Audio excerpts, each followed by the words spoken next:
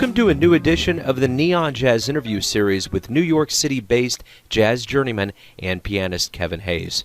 Over the course of our interview, he discussed growing up in Greenwich, Connecticut, and how he went into the real world to learn how to play jazz, with cats like Joshua Redman and Nicholas Payton.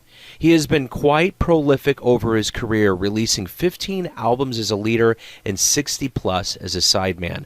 That includes his newest, 2015's New Day. There were many things discussed and revealed over the course of our interview, so get to know Kevin and dig this interview, my friends. Hey, thank you for taking a little time to talk with me today. I appreciate it. Sure.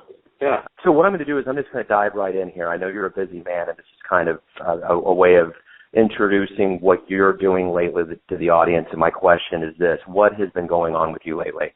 Since we're at the year's end, I can maybe review that. Doing a lot of writing and toured a bit this year with a couple of different projects, including my own trio, which I'm getting ready to do a record in late January, a new trio album. And but yeah, I've been doing some fun projects with some different collaborators. Jeff Ballard has a band called the Fairgrounds.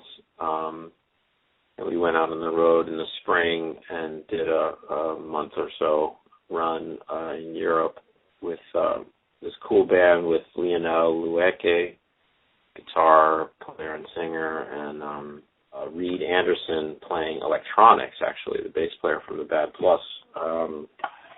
Cool. But not playing bass. He's playing kind of these crazy electronic pads. So it was very open and free and fun, and we had some tunes that we were doing. Everybody kind of contributed, and so that was really cool. Was actually doing a little bit of singing on that gig as well. And I've been just working on some vocal stuff too, and some songs, and just mixing it up a little bit. And also have a duo project with Gregoire Marais, the great harmonica player. And cool. He's on my last record, and we just did a 3 weeks in Europe duo tour, and made a recording over there. So hopefully that will be coming out at some point as well. I'm keeping busy, Absolutely, yeah. And speaking of albums, your latest 2015 album, New Day, which was fueled by a 2-year residency at New York's 5-5 Bar. Talk to me a little bit about, this is a great album, talk to me a little bit about the creative forces that went into this, your general feeling about this album. It felt sort of organic for me. I'd been writing some songs, as I mentioned previously, and I had all these things in the wings waiting to be recorded, and I'd been playing them for a while, and so it just all kind of came together. I've been working with that rhythm section for a while, sort of coined the New Day trio at this point, and then just adding the vocal thing, and then guitar and the harmonica, a little bit of percussion that Greg was playing on. Yeah, it just kind of came together, and Matt Pearson, the producer, was really into it, and we took a couple of days upstate New York. Last summer we recorded that, and put it out in the spring. They're really happy that we've had a nice response. Right on. Let me go back to the beginning of your life in Greenwich, Connecticut. Talk to me a little bit about how you acquired this love of not only music, but more specifically jazz. Growing up, I heard my father playing some piano. He wasn't professional. He was a hospital administrator in New York City. But he was taking some lessons with a local jazz pianist when I was a kid, and before that, even I was taking classical lessons from the age of about 6 or so, and just had a natural inclination for it, and a pretty good ear, and I just started listening to records. I mean, at first I was listening to music of the day or rock and roll, and folk guys, or James Taylor, just things I was hearing on the road trips, in our station wagon. And my parents were into jazz a bit, and there were a few records in the house, and heard some George Shearing and Jimmy Smith, and my brother had a couple Miles Davis albums, which were crazy to me and didn't make any sense until later.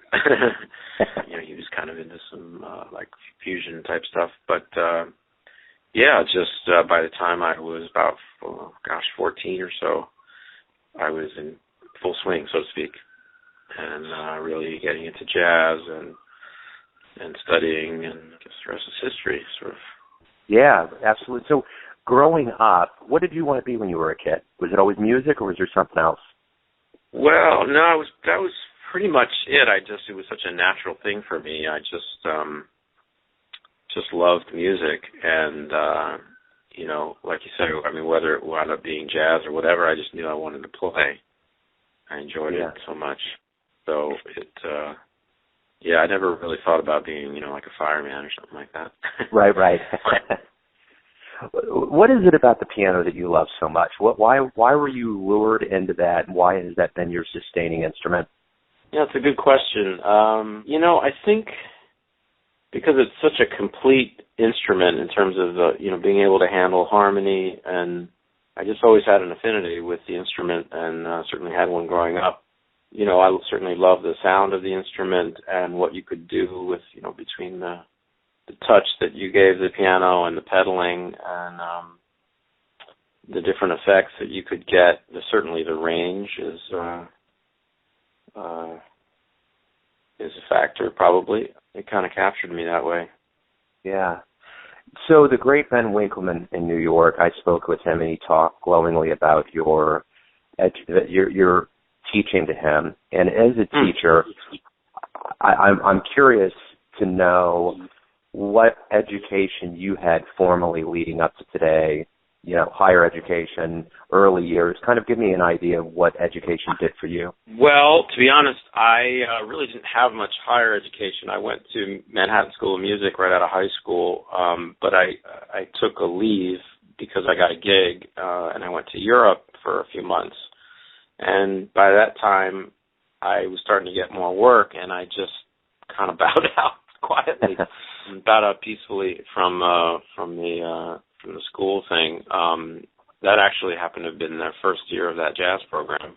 And I just was, I was a pretty headstrong kid, and I just loved playing, and I just thought, well, I just want to play, and I'm getting these gigs, and, Now, I was studying, and I studied prior to that.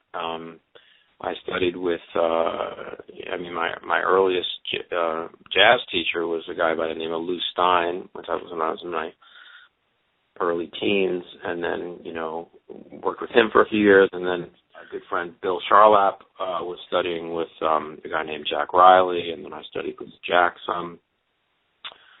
And then I got with a classical teacher by the name of Eleanor Hancock here in New York, who really helped me get my hands together and more of a sound at the instrument. So she was a great teacher, and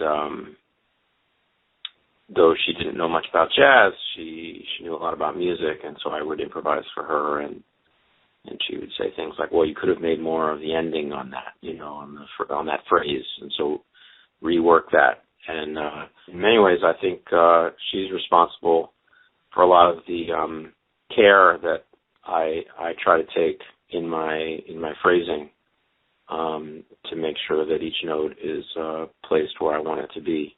Yeah. And I studied for for that first semester with Harold Danko at Manhattan. But that's pretty much it in terms of formal education other than high school, and kind of how it went down.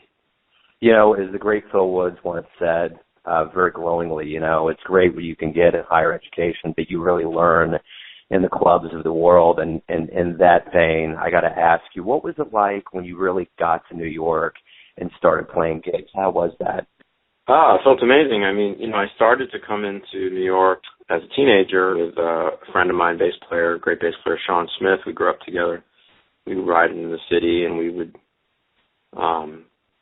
play, meet some of the New York musicians. It was a bit of a crew of guys who had gone to music and art in New York. Bill Charlap was one, and Sean played with Bill, and John Gordon, the great alto player. And guitar player from Connecticut.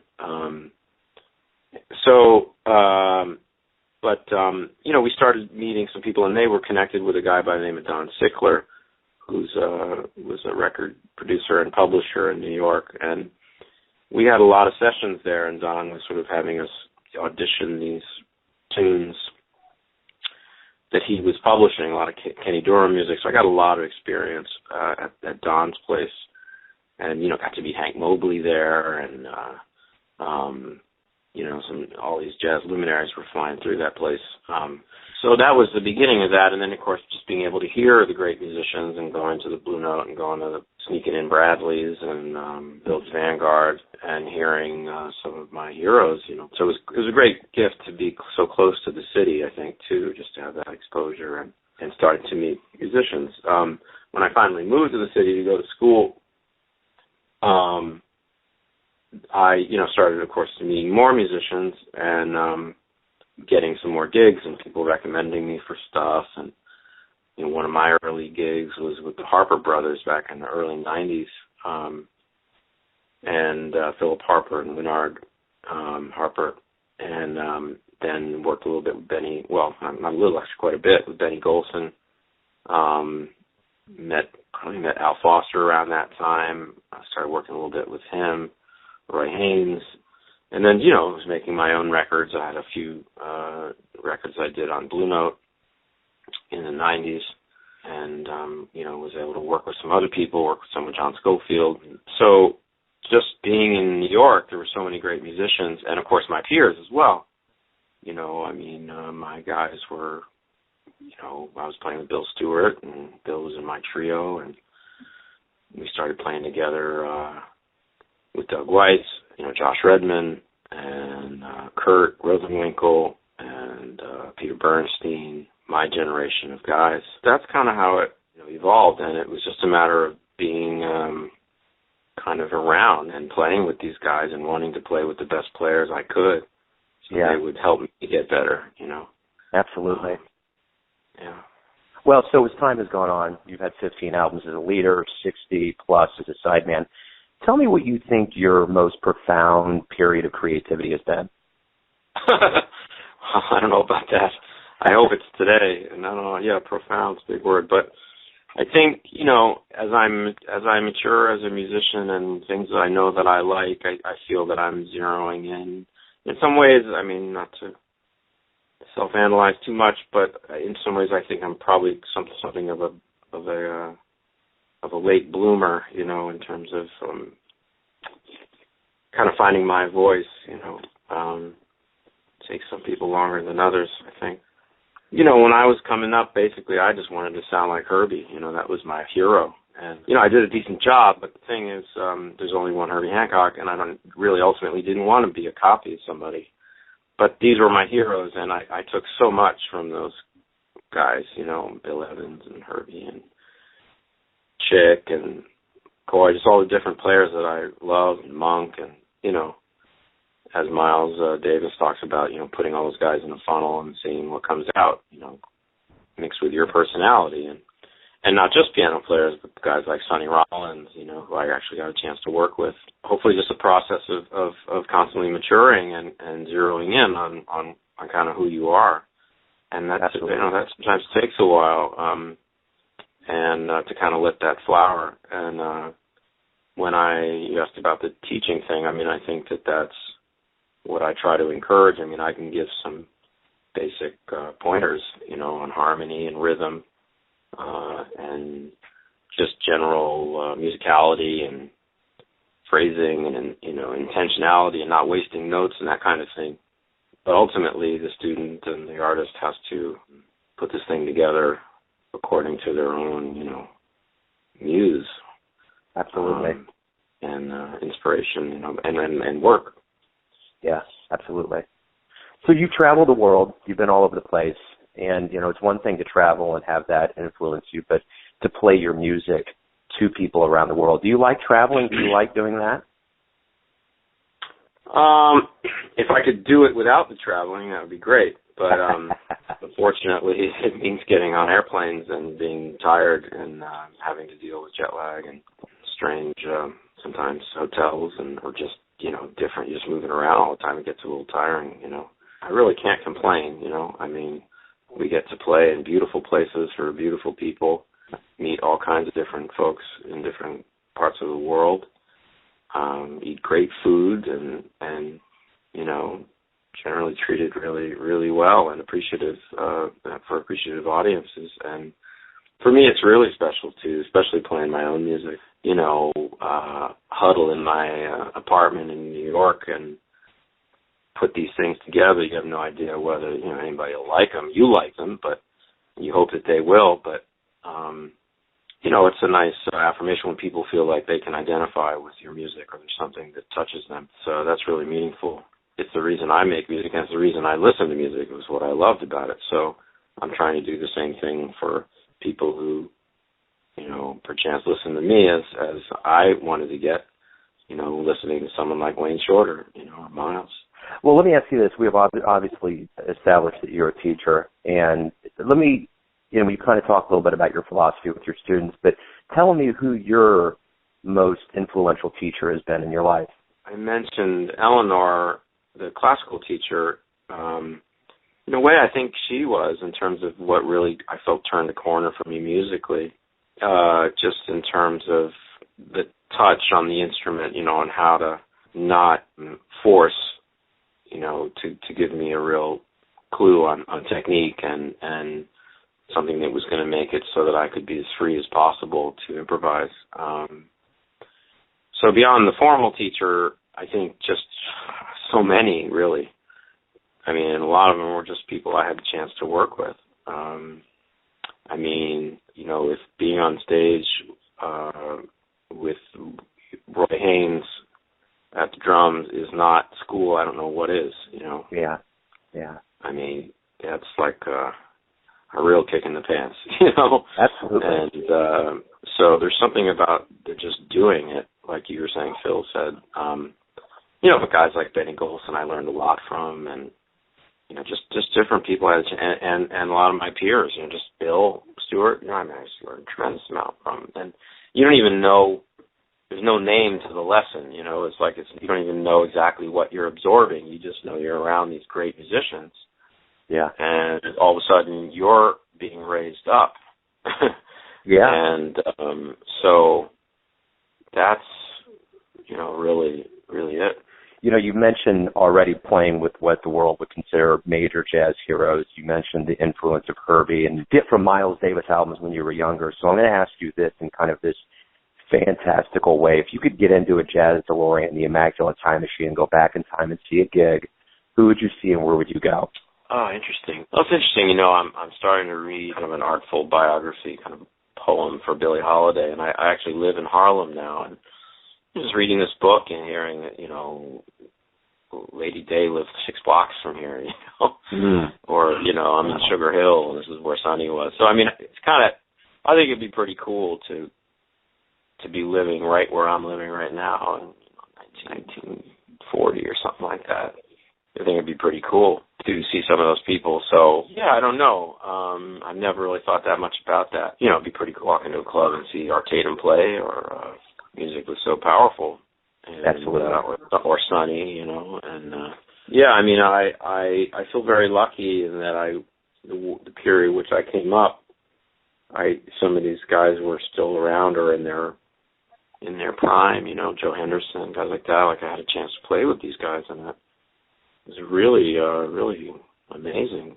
The thing about being able to hopefully pass some of this stuff on, either as a teacher and a player, to share some of the things that I picked up and learned, found that were important, to be able to kind of be a link in that chain, as Herbie mentioned himself. It's really an honor to be a jazz musician and to be in this lineage and to be connected to all these great artists, and to be trying to put my 2 cents in. No, that's beautiful. In fact, that you kind of wrapped a lot of things up in a couple questions that I was going to ask towards the end. So I'm going to end everything right now with a simple question, but it packs a punch. Why do you love jazz? I love jazz probably for a few reasons. One is that I think a big part of it is the improvisation and the spontaneity that it asks of you. There's something about riding that wave. It's always been so exciting for me. I try to improvise as much as I can in terms of, as opposed to playing sort of pre-planned licks and this kind of thing. And it's just always something that's been fun for me to be surprised myself by what comes out. And I do my best to keep a real blank slate whenever I start. Sometimes I'll start playing, I don't even know what tune it's going to be, and it's kind of a game to see what's going to emerge. So I think improvisation and really being in the moment is maybe the most fun part of it for me. Yeah, I mean it's hard to say any one thing because it has so many aspects. And I think not that you can't do this, of course, in other styles of music, but it's kind of part of the or would be ethos or something to really dig into who you are as a human being and trying to find your voice. And perhaps that's not special to jazz, but it's the way it kind of came out for me. Becoming a jazz musician. On a more basic level, it was the rhythm, I think, too, that was really a strong pull for me. I love rhythm. It occurred to me a little while ago that, a lot of my roommates have been drummers in New York. And, so I've always had a pull towards the rhythm. It's such a huge part of it for me. I could easily say equally, creating melodies off the cuff and improvising harmonies as well. So I wouldn't want to do without any of those elements. That's beautiful. Yeah, I think that's a perfect way to kind of frame and sum everything up. Thank you again for opening up. Thank you for your time. I really appreciate it. My pleasure. Thanks for listening and tuning in to yet another Neon Jazz interview, where we give you a bit of insight into the finest players in New York, Kansas City, and spots all over America, giving fans all that jazz. And thanks to Kevin for his history, his jazz story, and all that music. If you want to hear more interviews, go to Famous Interviews with Joe Domino on the iTunes Store, or visit theneonjazz.blogspot.com for all things Neon Jazz. Until next time, enjoy the music, my friends.